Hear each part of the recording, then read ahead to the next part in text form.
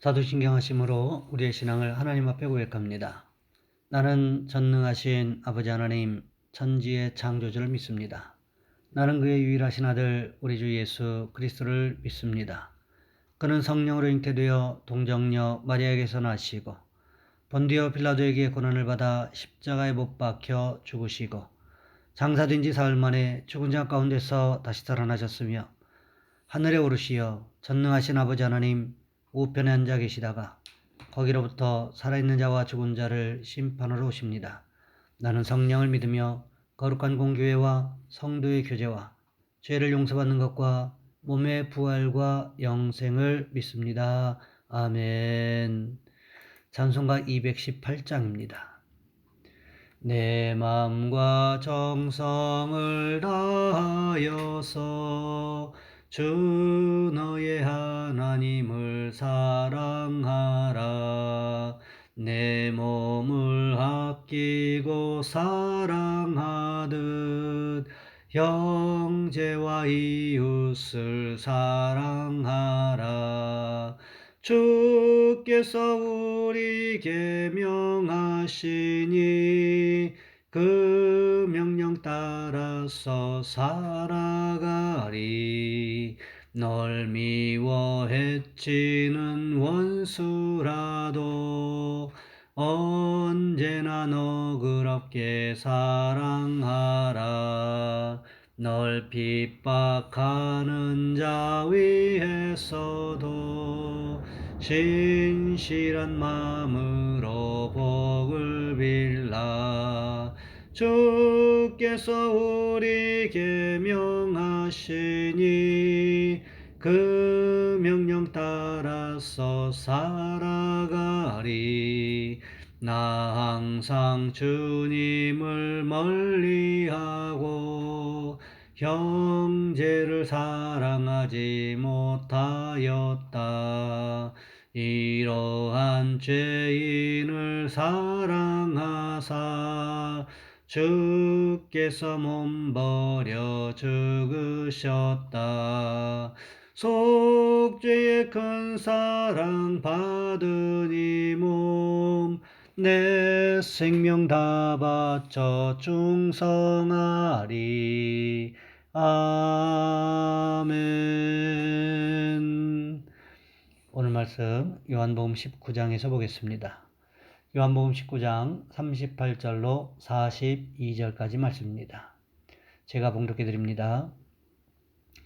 아리마대 사람 요셉은 예수의 제자나 유대인이 두려워 그것을 숨기더니 이 일 후에 빌라도에게 예수의 시체를 가져가기를 구하매 빌라도가 허락하는지라. 이에 가서 예수의 시체를 가져가니라. 일찍이 예수께 밤에 찾아왔던 니고데모도 모략과 침향 섞은 것을 100리트라쯤 가지고 온지라. 이에 예수의 시체를 가져다가 유대인의 장례법대로 그 향품과 함께 세마포로 섰더라. 예수께서 십자가에 못 박히신 곳에 동산이 있고 동산 안에 아직 사람을 장사한 일이 없는 새 무덤이 있는지라. 이날은 유대인의 준비리요 또 무덤이 가까운 거로 예수를 거기 두니라. 아멘. 오늘 본문의 말씀을 가지고 참된 헌신이라는 제목으로 함께 말씀을 살펴보겠습니다. 오래전 CTS에서 만든 회상이라는 다큐멘터리가 있었습니다. 미국의 노스캐롤라이나 블랙 마운틴이라는 곳에 나이든 분들이 모여 살고 있었습니다. 90을 훌쩍 넘기고 100세가 넘은 분들이 있었습니다. 그런데 그곳에 사는 분들이 유창하게 한국어를 하고 삽니다. 한국인들이 아니라 수십 년 전 한국의 선교사로와 평생을 헌신했던 사람들이 모여 사는 곳입니다. 인터뷰 내용 중에 참 인상적인 내용이 있었습니다. 어떤 선교사님은 한국 전쟁 이후에 먹을 것이 없어서 막대기를 먹은 사람을 수술한 이야기를 하기도 했고, 어떤 분은 당시 우리 아이들이 2살이 되기 전 죽는 이유가 뱃속의 기생충 때문이라고, 한 아이를 수술했을 때 배 안에 1000마리가 넘는 기생충을 발견한 이야기를 하기도 했고, 어떤 분은 당시 나병 환자들에게 복음을 전하고 치료하면 한 사람도 빠짐없이 예수를 믿게 되었다는 이야기를 하기도 했습니다. 그리고 한 인터뷰에서는 1895년부터 4대가 한국의 선교사로 살면서 헌신한 이야기를 하는 가정도 보게 되었습니다. 도대체 저 사람들은 세상 사람들의 기준으로 보면 왜 그렇게 정신없는 삶을 살았던 것일까요? 그들에게 한 가지 이유가 있다면 예수님을 만난 것 때문이었습니다. 생명을 전하려는 열정 하나 때문에 하나님의 은혜에 겨워 모든 것을 버리고 우리나라에 왔던 것이지요. 얼마나 미련한 사람들입니까? 오늘 본문에도 이와 같은 사람의 이야기가 기록되어 있습니다. 오늘 본문 39절과 40절 말씀해 보시면 이렇게 기록하고 있습니다. 일찍이 예수께 밤에 찾아왔던 니고데모도 모략과 침향 섞은 것을 100리트라쯤 가지고 온지라. 이에 예수의 시체를 가져다가 유대인의 장례법대로 그 향품과 함께 세마포로 쌌더라. 메시지 성경은 이 말씀을 이렇게 기록합니다. 일찍이 밤중에 예수를 찾아왔던 니고데모가 이번에는 환한 대낮에 몰약과 침향 섞은 것을 33kg쯤 가지고 왔다. 그들은 예수의 시신을 모셔다가 유대인의 장례 풍습대로 향료를 바르고 고운 배로 쌌다. 요한복음 3장에 보시면 니고데모의 이야기가 기록되어 있습니다. 아무도 지켜보는 사람이 없는 한밤중에 사람들의 눈을 피해서 예수님을 찾아와서 영생에 관하여 물었던 사람이 바로 니고데모였습니다. 그런 그에게 물과 성령으로 거듭나지 않으면 하나님 나라를 볼 수도 없고 들어갈 수도 없다고 우리 주님은 가르쳐 주셨던 거지요. 니고데모는 그 소중한 가르침을 마음속에 간직하고 살아왔던 것입니다. 그러다가 어느 누구도 예수님의 시신을 수습하려고 하지 않을 때 바로 그때 니고데모는 몰약과 침향 섞은 것을 33kg쯤 가지고 와서 최고의 장례 풍습대로 예수님의 장례를 치루었다고 기록하고 있습니다. 이 몰약이 무엇입니까? 예수님께서 태어나셨을 때 동방박사들이 찾아와서 예수님께 드렸던 세 가지 예물 기억하십니까? 황금과 유향과 몰약. 그 가운데 몰약을 지금 누가 예수님의 장례식에 사용하고 있습니까? 바로 니고데모라는 것입니다. 이것을 우연이라고 한다면 너무나도 기가 막힌 우연 아니겠습니까? 이것은 결코 우연이 될 수가 없다는 거지요. 니고데모는 자신이 가지고 있는 최고의 것을 가지고 와서 예수님의 장례식을 치러드렸습니다. 어느 누구도 나서려고 하지 않고 예수님의 제자들마저도 자신들의 목숨을 건사하기 위하여 나타나지도 않을 그때 니고데모는 몰약과 침향 섞은 최고의 것을 가지고 와서 예수님의 장례식을 치렀다는 것입니다. 우리에게도 이런 모습이 있기를 원합니다. 나 쓸 것 다 쓰고 나면 하나님 앞에 드릴 것은 없습니다. 나 필요한 것 다 사고 나면 하나님께 드릴 것이 없습니다. 말로만 영혼의 때를 준비한다고 말하지 마시기 바랍니다. 예수님께 받은 사랑이 말로만의 사랑이었습니까? 그렇지 않지요. 우리 주님은 자신이 가지고 있는 최고의 것, 생명을 우리를 위해, 아니 나를 위해 주셨다는 것입니다. 그런데 우리는 어떠냐는 거지요. 우리는 그 예수님의 사랑을 표현하기 위해서 지금 무엇을 드리고 계십니까? 오늘 본문의 니고데모를 또 보시기 바랍니다. 니고데모라고 왜 자신의 것이 아깝지 않았겠습니까? 하지만 자신이 예수님께 받은 그 사랑을 표현하기 위해서 최고의 것을 아낌없이 드렸다는 것입니다. 아리마대 요셉과 니고데모가 어떻게 이런 참된 헌신을 하게 되었을까요? 그냥 우연히 어쩌다가 보니까 아무도 하지 않으려고 하니까 나라도 해야 되겠다. 뭐 이런 마음으로 했겠습니까? 그렇지 않습니다. 초대교회 당시의 사회사를 연구하는 학자들은 예수님 당시 일반적인 백성들의 1년 수입이 200데나리온쯤 되었을 것이라고 생각하고 추측하고 있습니다.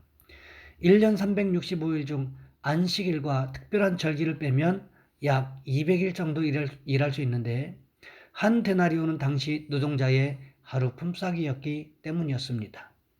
따라서 마리아가 부은 향유를 당시의 값으로 환산하면 일반 노동자의 1년 반의 연봉이라는 계산이 나옵니다. 이를 적용하면 니고데모가 예수님의 장례를 위해 가져온 몰약과 향유의 값어치는 일반 노동자의 150년치 연봉에 해당한다고 할 수 있습니다. 이러한 우리의 계산은 예수님의 장례를 치르기 위해서 니고데모가 가져온 몰약과 향유 100근이 황제에게만 해당한다는 사실로도 확인할 수 있습니다.